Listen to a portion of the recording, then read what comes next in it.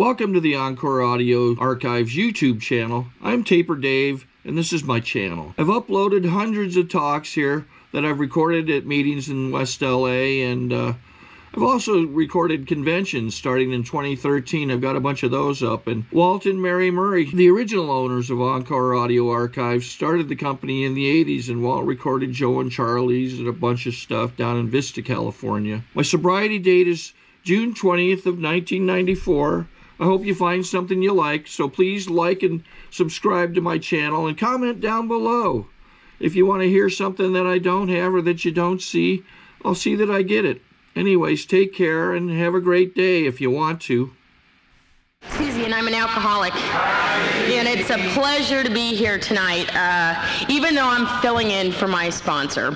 And I got a call late last night from Polly Pistol, and I don't know if any of you guys have heard Polly before, but God, she's just the greatest woman on the face of the planet. And you know, I would pretty much do anything for Polly. And she called me, and she was a little spun out. And Suze, can you go down to Playa Del Rey for me?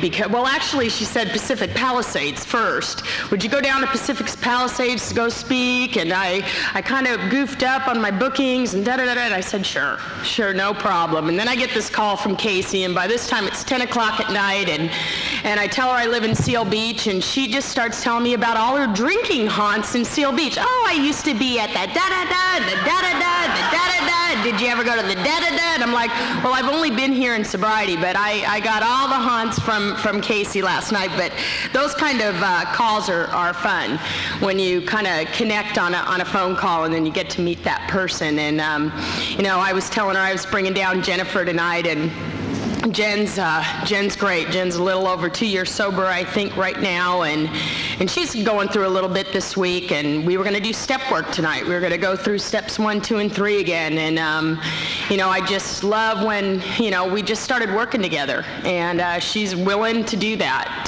to get through some issues. And I know for myself, because I do it with Polly, that whenever I'm starting to go through some things, I go through the steps a lot, because either my sponsor's taking me through them or I'm taking somebody through them, and that's just the way that it is. And it's good to see you here tonight, Stacy, and the other newcomer. I forgot your name. I had it earlier. Luke?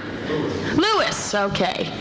And you know, you can just stay this time and just do the deal. You can stay stopped, and maybe something I'll say tonight will help you stay stopped. And one of the things that Polly has me do, and I do anyways, because I don't like forgetting them, and I like to let you know that I'm qualified in the program of Alcoholics Anonymous to be even standing up here, is to let you know a couple of things about myself right up front. And one is that I have a sponsor, and my sponsor is Polly Pistol. And I also have another sponsor that I never just, it's more in name, but she was my first sponsor and taught me the language of the heart, and I always mention this, and her name was Michael Manning. And Michael was from Long Beach, and just has an incredible story, and I always have to make sure that I add this part, because she's not dead. I always make it sound like she's dead. She got married and moved to Georgia and is very happy there. And Polly sponsors Michael, and the only alternative for me was to go with Polly. And so a couple times a year, Michael and Polly and I go off together, and whether it's a conference or whatever, the three of us go, and we just do the deal. And I also have a home group, and I was talking to somebody a little bit earlier about Monday Night Seal Beach. And Monday Night Seal Beach is the greatest meeting on the face of the planet. So here you've got the greatest woman on the face of the planet and the best meeting on the face of the planet. And the only thing that we say is, if you don't feel that way about your home group, then maybe if you need to find another one. Because boy, I'll tell you, that's where I feel at home. When you said you walked through the door, and congratulations on your baby and your birthday and all that fun stuff, that's where I feel at home. I feel so at home there that I moved about 5 houses down on the right-hand side of the street, and that's where I live today. And I scoot on down to Monday night, and I'm also there for usually a Friday night meeting. And And that's where I heard the message. That's where I got it. And I also have a sobriety date. And it's July 28th of 1993. And that one has stuck. And that was the last thing to come out of those three. And so if you're new, I'm going to tell you how I did it. You're going to hear my experience, my strength, and my hope, and what it was like, and what happened, and what it's like today. And if you're nearly new, and you're just maybe having difficulties with the program, maybe something that I'm doing still today, because I do the same thing on a daily basis with AA, because it comes first. And might sound a little corny, but it does. It comes first. And so maybe something in my what it's like today might light a spark under you, and you might do something a little different, and maybe the lights will come back on, and you'll get a little bit more active or excited about Alcoholics Anonymous again. And then maybe if you've got like 25 years and 17 or whatever, you can just sit back and relax and remember how crazy it was to be almost 6 years sober.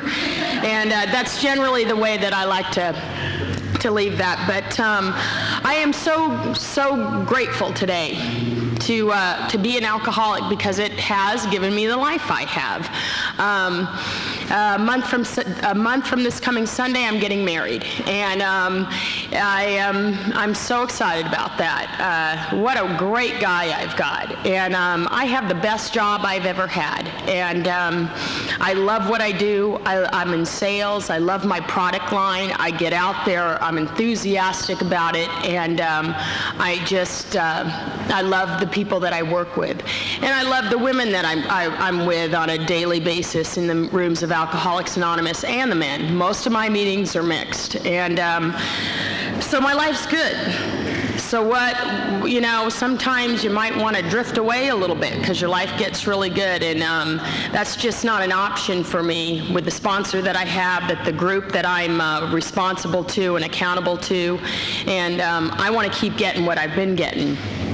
So, I'm a real alcoholic. I was relating to our last birthday, and I'll tell you, I was that kind of alcoholic. I had a lot of fun drinking at one point in my life. I went to the University of Southern Cal over here, and that's when SC had a good football team, and in '81, I graduated in '81. But it was even back then that I was drinking so much and passing out that I never knew how I got home from the Coliseum. And as we all know, it's not the greatest part of town. And I really, literally sometimes could not remember how I got back or when I left that game.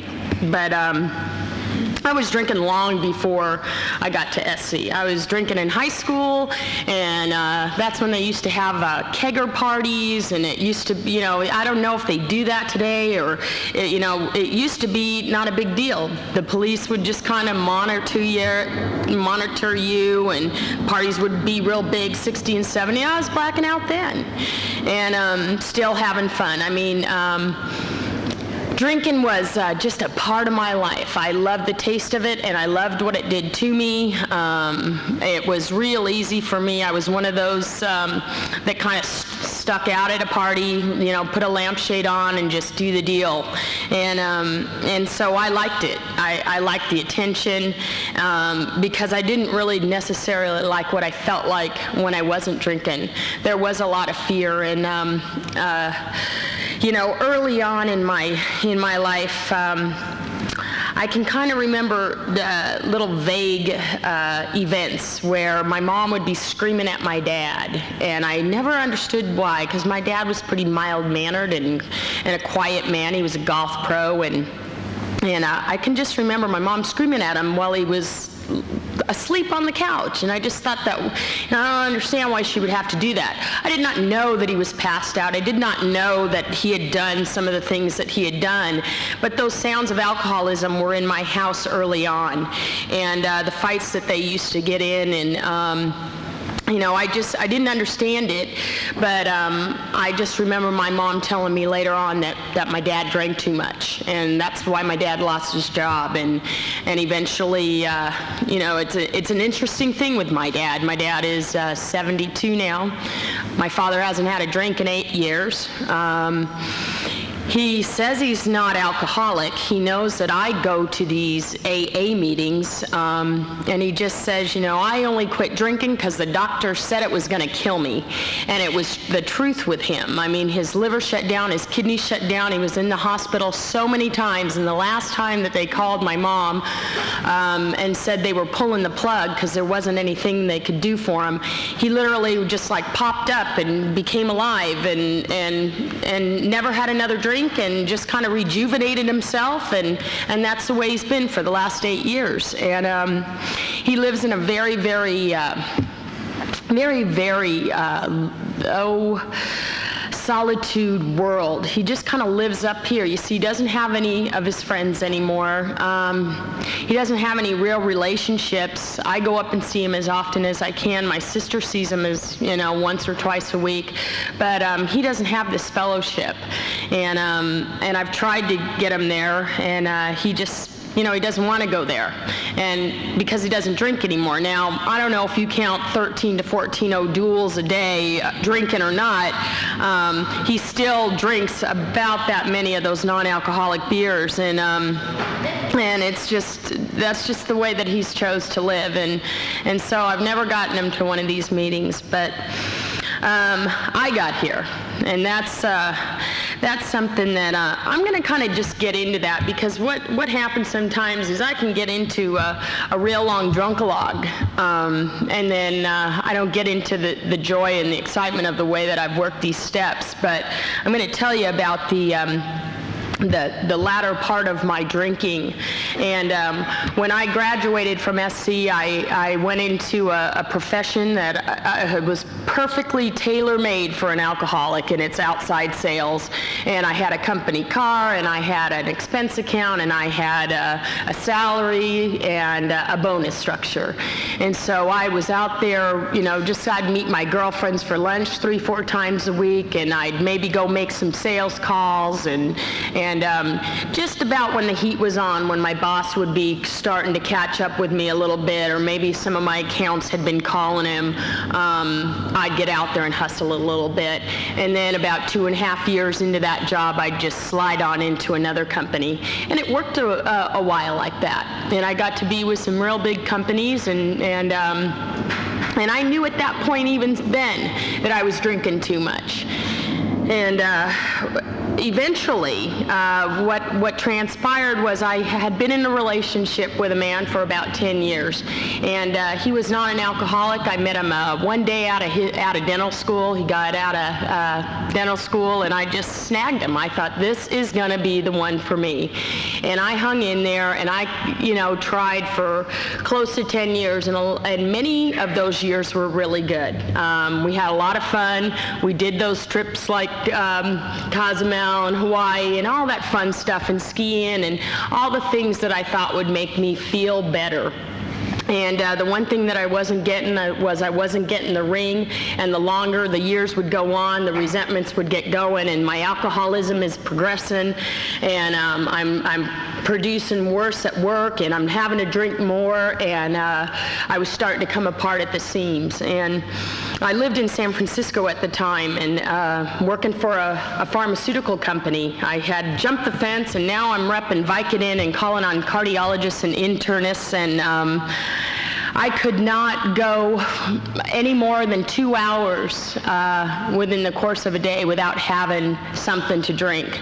I could not stop drinking, no matter what. And it wasn't really doing anything for me. It was just that I had to have it. And so I started keeping the vodka under my front seat, and maybe I'd mix it with something, and maybe I wouldn't. And I'd get out of my car, and I'd go call on a cardiologist and try to make some sense of talking to him about my drugs that I was repping. and my relationship was falling apart, and my company was starting to figure out that something was going on. And at this point, I had already been hospitalized with a pretty severe case of alcohol poisoning, and I was getting real sick from it. So now I'm physically sick, and all the stuff is starting to fall away in my life. And most importantly to me was the relationship, because I didn't think there was any way that I could be anything without that man. See, I didn't think of myself as anything other than being with him. And the last night that I was with him, we had many breakups, and I'd move out, and all the drama that would come with it, and we'd get back together, and the last night that I was with him, I don't really recall that much, except I had not been drinking that night in front of him. I drank before I went over to the house, and then after we went out to dinner, I did have a little cough and a sniffle, so I did get into some of his codeine cough syrup, and then had to wash it down with something, so I just went for the Absolute that was in the freezer. And I ended up in a blackout, and I don't remember anything other than lights behind my car, and I know some of you have experienced that. If you haven't had a DUI yet, that was my first one. And I remember getting out and doing the field sobriety test, and I thought I was doing a really good job. I mean, had them laughing a little bit, and so I was doing all right until they put the cuffs on and took me down to a little station that, God, it just reminded me, this place that I was pulled over was like Mayberry RFD, and the police officer, for lack of a better, I mean, he was Barney Fife, and he's giving me the breathalyzer, and I'd never taken one before. I'd never seen one before. I kept telling them that all I had was NyQuil because I did have this cough. And so he's like, breathe, and you have to breathe a certain amount of time to have this thing register. And I guess I finally breathed long enough for it to register, and up it pops is this number that I could see. And I knew I was in a little bit of trouble because it was a .36. And that's the point that I like to make. I'm driving basically coherently, and I have a .36 in my system. And that's the level of alcoholism or alcohol intake that I had gotten to in the latter part of my drinking. And, with all this good stuff going on in my life, I'll just tell you something that happened the other day that was just a real wake-up call. I had gone to the doctor. I've had some neck problems, whatever, and I had some blood work done. And my family physician, who's relatively new, or I'm new to him, is looking through it, and he goes, "Oh my God, how much do you drink?" And I said, "Well, I told you, I'm a recovering alcoholic. I haven't had a drink in 6 years." He says, "Well, your liver enzymes are up around 97, and normal is from 0 to 35. And that's where I'm still sitting with the disease of alcoholism. And 2 days before that, we were booking our honeymoon reservations in Kaanapali, Maui, and they're telling us, we'll have a bottle of champagne in your room. And I'm going, aren't you supposed to do that on your honeymoon? Not, just for that fleeting moment. And I still have got physical damage from the disease of alcoholism. So that just tells me where I'm at. And that kind of can tell you the kind of drinker that I am. And maybe you haven't gotten there yet. Maybe you didn't keep hot vodka under the bed so that you could get to it every 2 hours in the middle of the night, or have to dry heave it down. Or maybe you weren't at the end where you just couldn't eat. I couldn't eat. Once I got out of that DUI, and I was just so arrogant about it because I wouldn't breathe anymore after that first number came up, and they tried to get blood, and my veins were too collapsed. They did another one-time breath. You have to have two, and it was a .35, and I knew I wasn't going to be able to sit there all night till it went to a .10. So they threw me in jail, and the last thing the woman was saying was, "Come on, Miss NyQuil," and she locked the thing, and I spent the night there. And, I was so arrogant that I took it to trial because I didn't think that they had offered me all my rights. But, they do audio field sobriety tests now, and they had my voice, and it's a jury trial, and they heard me trying to get through my 199, how about a big 98, and, just the humiliation of it all. And some people, one DUI is enough. Usually, a .36 is a pretty serious DUI, but it certainly wasn't enough for me to quit. I did go into my first hospital program. And my company had basically sent me there. And they just said, look, there's something wrong with you. Either you're doing our drugs or you're doing something. And I did tell them that I was an alcoholic. So I interviewed quite a few places. I had a gold card of insurance, and I ended up finally down in Pasadena in a hospital program. And I went through that hospital program, and I'll tell you, when I did my first step, I had him crying. It was just beautiful. And I did my second and my third, and I graduated with a coin on day 28, and day 29 I was too drunk, and day 30 I couldn't pick up my chip. And that went on all summer long. And then then I tried some women's recovery homes, and that I just found myself drinking within them, and that started to be my MO. Is I would just drink in them. I wouldn't wait to get out. I would just drink and then finally get kicked out. And I went through this year of hell from 92 to 93 of in and out of hospital programs, in and out of detoxes, in and out of psych wards, and in and out of jail, because inevitably the second DUI came. And the thing that I like the most about my story is when I met Michael. And the thing about Michael and why we're so close today is because she says I'm probably, for her, one of the clearest examples of you're not a failure until you quit trying. And the one thing is I kept coming to these meetings, and I kept showing up drunk. I didn't do it for 10 years, though. I only did it for one. But, I would show up drunk, but I'd be too fearful to tell you I've been drinking. So, on any given night, just depending on how I felt, when you asked for a 6-month chip, I'd just strut on up there and take a 6-month chip and sit down, and it seemed perfectly normal to me. And you guys all kept telling me to keep coming back. And when I met Michael, I was pretty desperate.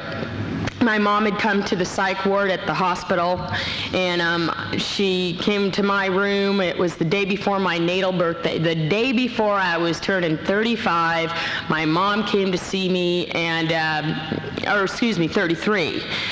God, I don't want to age myself more than I am.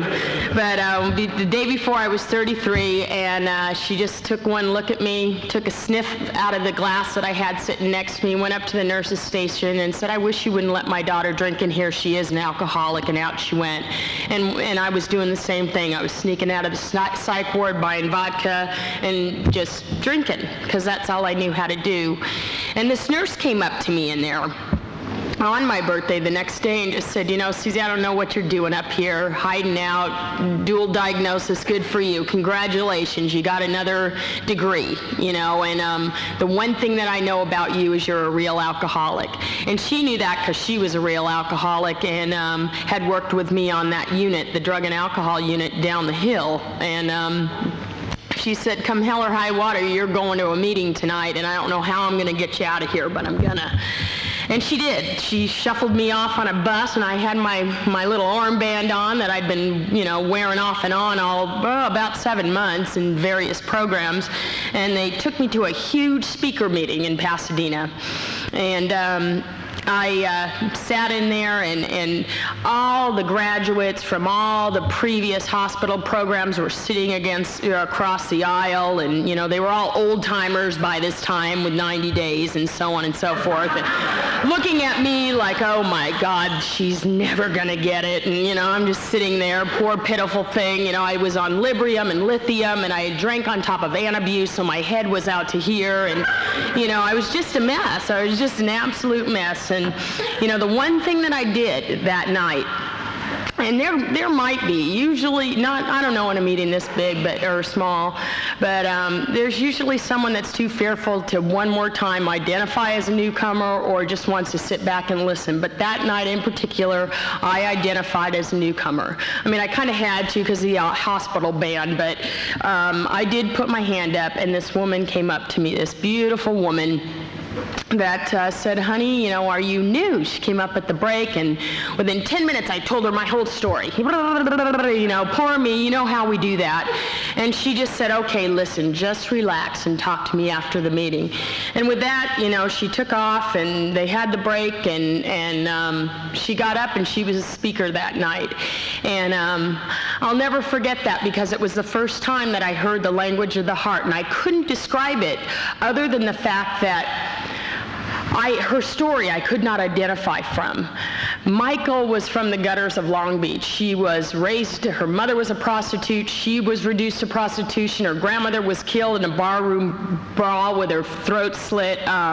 She was raised and living in cars, and she had a daughter that had been taken away, and all this kind of stuff. And here this woman was about 12 years sober, and she was talking about those steps. And I wanted what she had, and I just started following her around. So I understand, Stace, when you said, oh, I found a good one, you know, and that's what it takes. You find somebody that you can identify with, and, you know, be true to yourself. If you keep switching sponsors, you know, is it because it's something that they're not saying that you don't like, or maybe there just isn't that connection? I don't know. The one thing I know as a sponsoree and as a sponsor is the only requirement for sponsorship is that I've done my steps, and my responsibility as a member of Alcoholics Anonymous is to take somebody else through the steps. And so I started following her around, and I started accumulating some days, some real honest days, and then the wheels fell off at one point again, and I drank. And I couldn't tell her. She was just too sweet. How can I tell this woman I drank? And so I started hiding it again, and, you know, you can't hide it very long when you're a .36 drinker like me, and I'm driving to meetings drunk, and she's speaking at meetings 3 times this size, and I'm coming through the back door, knocking over tables and chairs and going, hey, that's my sponsor! And just, you know, embarrassing the hell out of her and myself, but, you know, I was just desperate. And finally, sometime around Christmas, she cut me loose. I figured if I couldn't get it quite that way, maybe I could buy my sobriety, and I even went to the extreme of hunting down and finding a first edition big book for her. She was a big book thumper, and I thought if I get her that, maybe she'll hang on to me a little bit longer, and just maybe I'll get it. And I ended up, it's a beautiful story. I presented her that first edition big book, drunk as a skunk, on Christmas Eve of '92. And I think it was 2 days later, she said, honey, I cannot do this anymore. I talked to Polly, and I need to cut you loose. You need to work with somebody else, because I can't watch you kill yourself or someone else. And one more time, that insurance card came out, and I needed to detox, so I decided to drive myself back to Pasadena from Belmont Shore. And it was 6:30 at night in the rain, and it was January 3rd, 1993. And somehow I was on the 605 doing okay north, but I ended up on the 91, and I knew I wasn't supposed to be on there. This is all this alcoholic thinking I was on. One more time, wine, Librium, you know, several different things. And I got off the on-ramp and somehow ended up back on that same on-ramp coming at you. And I just remember, you know, all the lights, and it was a little hazy, but I came to a bit, and I just remember taking the steering wheel and just jamming it, and I just went across all the lanes of traffic and hit a man head on the 91, and both cars were totaled, and he walked away, and so did I. And that's not usually the way it goes in head-on drunk drivings, and I don't know about you, I've heard an awful lot of them lately, and they still give me the shivers. And I don't know what it was, a few seconds later or sooner or a few, inches this way or that way, it would have been a different result. And that's my kind of alcoholism, and that was a .27, and I still didn't stop drinking. And I still didn't stop drinking when I went in another sober living home. And finally, just one day, what had happened for me is I was down in Carlsbad one more time at a family function that I had just absolutely destroyed, my niece's 2-year birthday party. And that little girl now is, 8 years old, and she's going to be my flower girl in a month. And she used to call me Boozy Susie, but she didn't know what she was saying at the time, but her mom made her change that. But I just remember, my brother-in-law, who's a really good man, just flinging his hands up. I don't know, why can't you get out? You've been in all these places, why can't you stay stopped? And my sister's so disgusted. I'm taking you back to that so-called sober living home that you live in. You'll stay there till you rot. And I mean, all the stuff. And it didn't stop me, But I kind of, at that time, that night, I kind of went, well, what do I do? I'm either going to die, and we get at that point, that moment of clarity. And wherever you are, when you stop drinking, is your own bottom.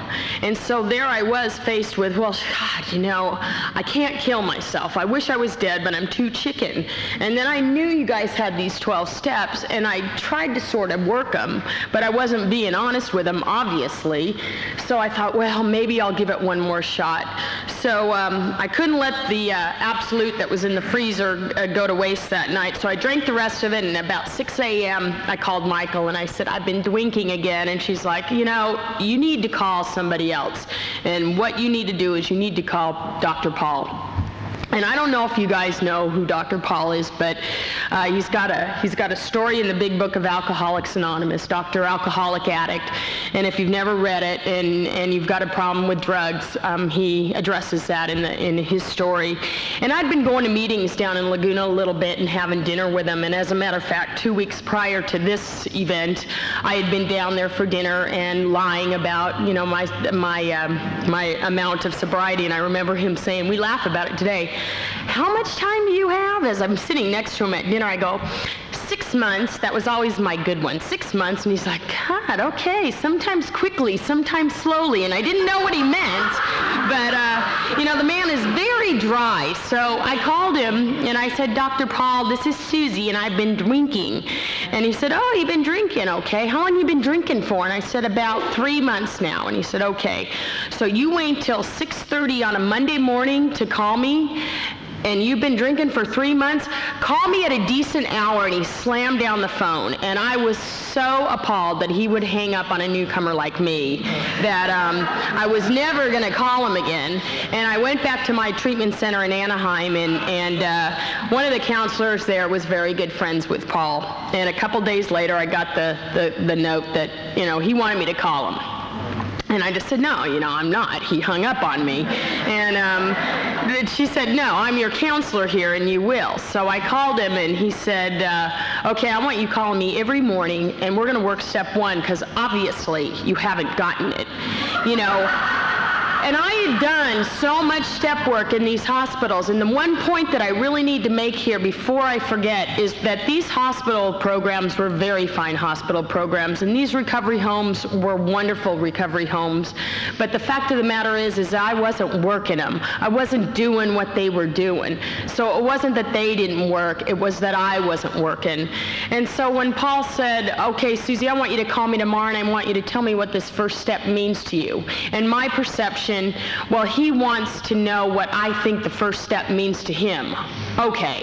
So I would go around this treatment center one more time because I had to please so desperately. I wanted to give him the best, slickest answer that he had ever heard for the first step, and maybe it'd go in his next story.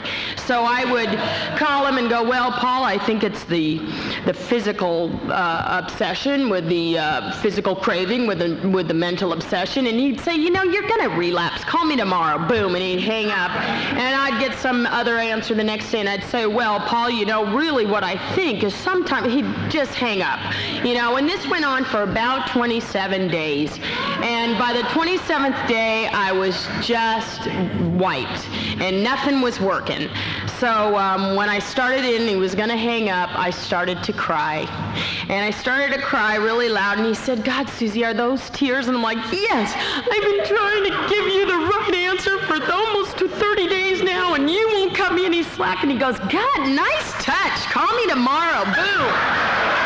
And I'll tell you, that was a turning point for me, because when I did my steps, what I realized in my 4 steps, does that sound familiar, Stacy? Just trying to manipulate that stuff? I didn't even know what I was doing. But you see, when I talked to Paul, after that, and I'd say, come on, Paul, why were you so tough on me? Again, deadpan. I didn't want to see you die, Susie. And all this time, I'd been trying to give the answer to make you cry in those groups, that first step and whatnot. So the next day I called him, and I just kind of thought about it, and I said, I don't know what it is. I don't know what it is about alcohol, but the fact is I'm 28 days stopped now. But the problem is I always start again. I don't know how to stay stopped. I need somebody to help me to stay stopped because I can't stop drinking. And he goes, well, you have been stopped for 27 days. So the thing for you, Susie, is exactly what you said. You've got to find out how to stay stopped, and I'm going to help you. And that was it. And that's not a rocket scientist's answer here. But what it was, he goes, for the first time I'm hearing something from your heart. And so I got back with Michael, and we did the first 3 steps. And Jen, you and I are doing them real soon the way that I went through them with Michael. And I'm going to tell you briefly how I do these steps.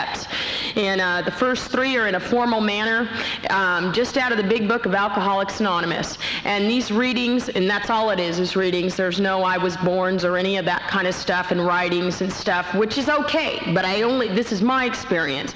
So we're in the book, and we're reading about in Bill's story, and then all of a sudden we're in the doctor's opinion, and by the time we're in step 3, we're in another portion of the book, and then we're back in the spiritual experience, and it's one drunk talking with another. And when you have an experience that you want to talk about powerlessness or unmanageability or the insanity without having the God that you found here, then we stop and we talk. And I do this with people, and I don't, a lot of people that I've sponsored, I don't know where they are today. I really don't. But I know that it keeps working for me. And by the time I did that 4-step out of the big book of Alcoholics Anonymous with those 4 columns on page 64, it was so powerful for me. Not the experience of the 5th step, giving it away, because for shock treatment, I used to give all my little secrets out in my group therapies, and so I had no secrets per se left. But what I started to see in that 4th column was my character defects, my MO, how I operated from the age of 0 to 33. And it was manipulation, dishonesty, manipulation, dishonesty, selfishness, dishonesty. And I got to see how I had been in that relationship with that man, and what I was doing with my parents, and how I was a thief, and how I took from companies and stole from others, and how I lied just to get by. And that's a lot to swallow. But, there was something about it that I just went, my God, okay. And I had somebody to help me with it. Say, Susie, this is just how you've operated. There's another way to live. So by the time we got on to step 6, and I listed all those character defects, I listed somewhere around 14 or 15. Michael found a good 27 or 28. But she listed them. And she didn't stop there, because I would have still been real dejected. And we folded that piece of paper in half. She said, if you're self-centered, what is it going to be replaced with? We're going to ask God to remove this stuff in 7. Well, if I'm self-centered, and it took me the longest time to get it. oh, I'd be a little bit more God-centered. And if I'm selfish, I'm selfless. And if I'm a liar, I stop lying. If I want to stop smoking, I can put it on there and say no smoking. I can list all these things that I would like God to remove at his time with my help. And so when I was able to do that in 6 and 7, and then I got on to the fun stuff, and that was step 8, and I took all those names of all those people that I had harmed in my entire life, and made a list of them. And I made a list of amends I could make right away, amends that I could make within a certain time perimeter, and my sponsor would help guide me and when the time was right, and then amends I may never be able to make to institutions that had closed, that maybe I stole from, or people that had died. And on that step 9, it was really hard when I went back to make that amends to that man that I was with for 10 years, because right when we split up, he was met and married in 10 months. I mean, he didn't let anything get in between me coming back. And I'm sure he's very in love with that woman, and he also had a baby, and Michael said, you can't go face to face on that, but boy, do you owe this guy some amends. So we sat down and we wrote a letter. And I said, Dear Chris, I want to apologize for all the harm that I caused you and your family during our relationship. I am an alcoholic. I am in Alcoholics Anonymous, and I am doing the best I can to make amends and restitution. So I am enclosing a check every month, and this is why. Because he was a dentist, remember, and I used to get real resentful of this guy because he would take off on these trips to Aspen and go, well, if you've got the money, you can come. And, I would do whatever I could to get that money to come. He never paid for anything. And, but what I would do when he'd be gone is I'd be kind of pissed off, and he had this big old bag of gold fillings in the garage that he had acquired from the dentist before him, and he had probably, some of these teeth were like over 100 years old, I'm sure, still attached to the gold. But you know what? Gold is gold is gold. And so every time I'd get pissed off at him, I'd go, well, that's worth a bridge, and I'd take a bridge and maybe a few molars, and I'd go down to Menlo Park, this beautiful jewelry store, and they bought old gold and dental gold, and I go strutting in there, usually on a little vodka, and say, how much for each today, and I put them in a scale and weigh them out. So I made a lot of money that way, and I had to write this guy a check every month, and I did it for a year. I was writing a check, and none of these checks are being cashed, none of them. And I did it every month religiously, and finally it was sometime in 1995 where I hadn't got anything, but I kept sending them.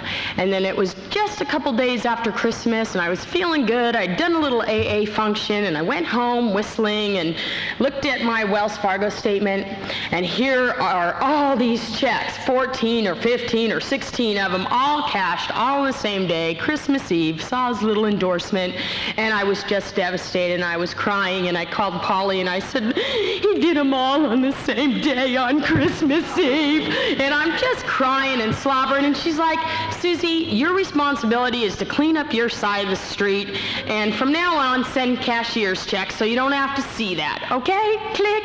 And it's like, see, Jen, I'm not the only one that can be hard, but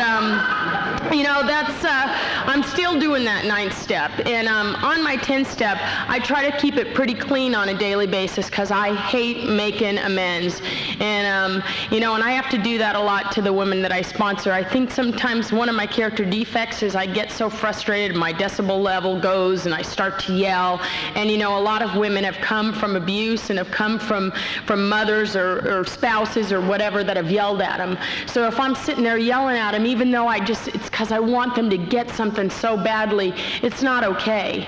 So I have to work on that on a daily basis. And, my prayer and meditation in step 11, I don't know what you guys do on step 11, and I used to say, oh, my head's too busy for meditation. And so I just pray, and I just do the serenity prayer.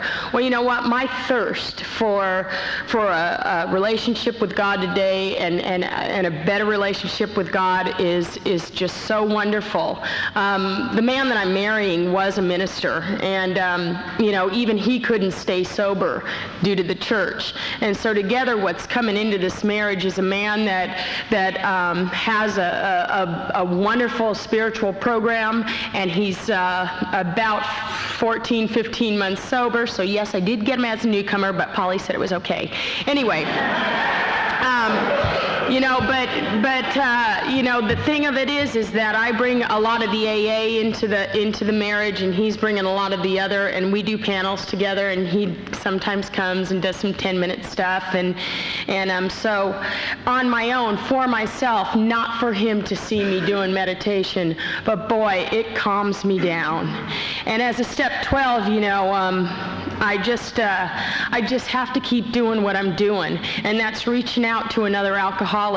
You know, if it's been a while since you've done that, you know, and maybe it just looks like, oh, they seem like they're okay and they got it going on, you know, maybe rethink that. And sometimes it's real hard at Monday night to pull away from our friends because we're so tight and we love to see each other each week.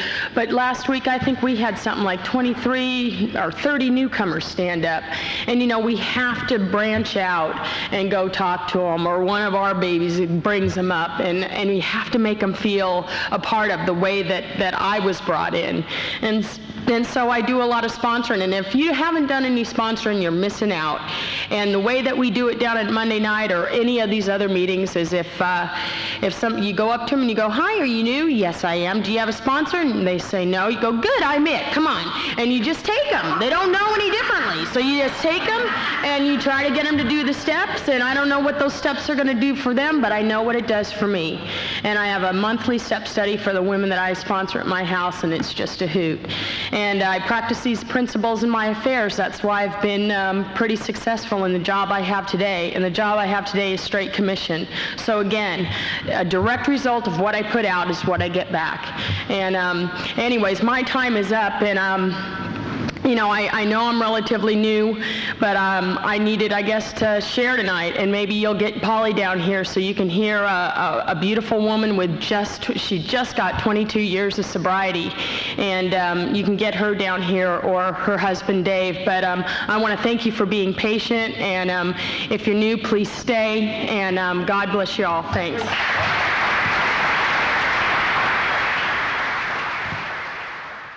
Sorry to interrupt your viewing. Taper Dave here. Just wanted to take a second to ask you to like and subscribe to my channel. Let me know if you like what you're listening. I've got some very good talks here, and this one's a great one. Just curious, do you think this is better than Zoom? Tell me what you think.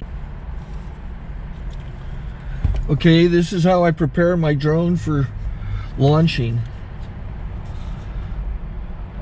I like to do it inside the cab of my truck so I'm not standing outside in the weather.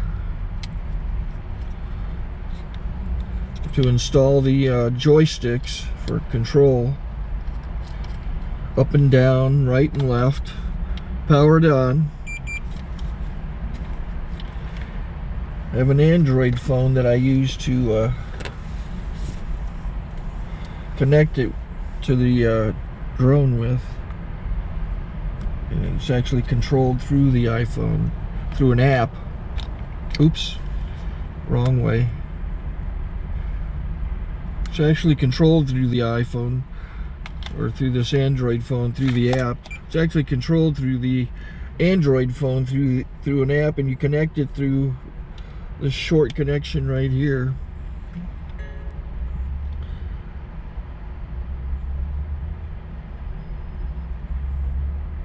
Remote control connected. Remote control's connected. So I pull out the drone.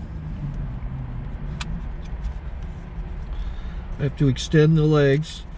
Long legs extended first, then the short legs. Remove the gimbal protector. Set that aside, then power it on one short burst, then one long burst. I lay it down. So I have to go to calibrate. So the drone's not connected yet. It shows you here as this drone gets disconnected, even though the remote's powered on. So the The drone has been established, it's connected. So I go into the app to calibration mode. First I'll calibrate the remote controller. Start calibration. Out, in, oop, out, in, up, down, and then this little wheel is to control the gimbal. So it's calibrated. Go to gimbal calibration, start calibration, and then it calibrates the gimbal. I don't know if that shows up. The gimbal's moving all over the place. Changes, you can see it on the video. And I'm calibrated to take off. It's acquired 7 satellites at the moment. There are 26 satellites up in the sky, which it has to acquire before you can take off. So it's connected. It's got enough satellites. This is white. I can go to press this little arrow button, swipe right to take off, and it would start the motors if I slid this to the right. But I'll wait till I get outside. Don't want to do it inside.